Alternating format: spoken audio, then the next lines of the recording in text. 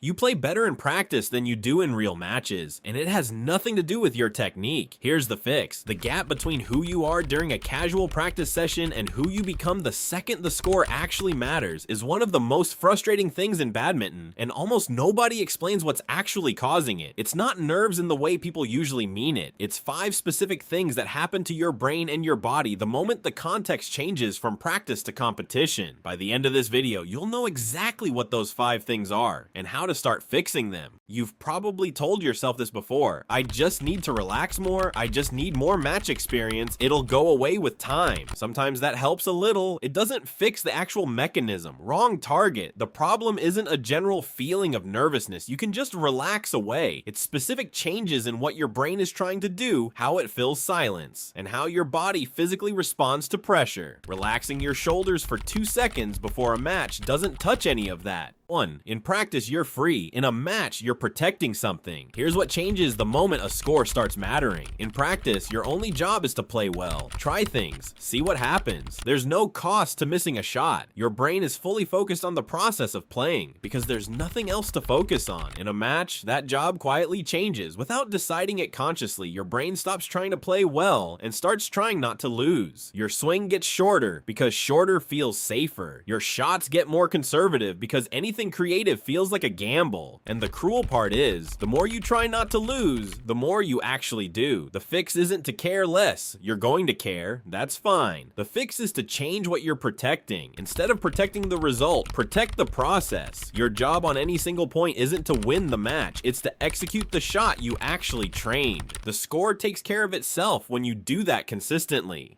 Drill. Before your next match, pick one specific thing you're going to focus on executing, not winning, like committing fully to every clear instead of playing it safe. Judge the match by whether you did that, not by the score. If this is helping, hitting subscribe right now actually goes a long way for a channel this size. 2. You think too much between rallies, not enough before them. In practice, your mind is quiet. The shuttle comes and you just hit it. In matches, that quietness disappears the second the score starts. Between rallies, your brain fills the silence with noise, replaying the point you just lost, calculating what happens if you drop the next one, noticing your opponent looks confident. By the time the next rally starts, you've mentally been somewhere else for the last 10 seconds, and you arrive half a step slow with a head full of information that's useless right now. Fix. Build a short physical reset between every single rally, not just when you're struggling. Look at your racket strings, adjust your grip, take one slow breath. It sounds small, but it gives your brain something concrete to do instead of spiraling into the last point or the next one. 3. You start coaching yourself mid-shot. In practice, your technique runs on autopilot. You've drilled it enough that your body just knows what to do. Under match pressure, something strange happens. You start consciously thinking about mechanics in the middle of the point. Bend your knees. Watch the shuttle. Don't rush the swing. This feels helpful. It's actually the opposite. Conscious thought is slow, and badminton rallies move faster than conscious thought can keep up with. The moment you start narrating your own technique mid-rally, you've pulled control away from the trained reflexes that are actually fast enough to compete and handed it to the slow, deliberate part of your brain that isn't built for split-second decisions. Fix. Give yourself one single external cue to focus on during a match. Something simple like watching the shuttle leave your opponent's racket, not a checklist of technical corrections. One external cue keeps your brain quiet enough for your trained reflexes to take over. 4. Your body physically tightens without you noticing. Pressure doesn't just affect your thinking, it changes your body directly. Under match stress, your grip tightens, your shoulders creep up toward your ears, and your breathing gets shorter and higher in your chest. None of this happens on purpose, and most players don't even notice it's happening until their shots start feeling stiff and mistimed. A tight grip kills wrist snap. Tense shoulders shorten your reach and slow your swing. Shallow breathing keeps your whole nervous system in a slightly panicked state, even if your mind feels calm. Your body is quietly working against you while you're trying to focus on strategy. Fix. Pick one physical checkpoint, shoulders down, or grip loose, and check it specifically between points, the same way you check the score. Not your whole body, just that one spot. It's small enough to actually remember to do under pressure. So here's the fix in one sentence. Protect the process instead of the result. Reset your mind between rallies. Use one external cue instead of a checklist, and check your body for tension you don't even know is there. None of this is about being less nervous. It's about giving your brain and your body specific small jobs to do, instead of letting pressure fill the space with noise and tension on its own.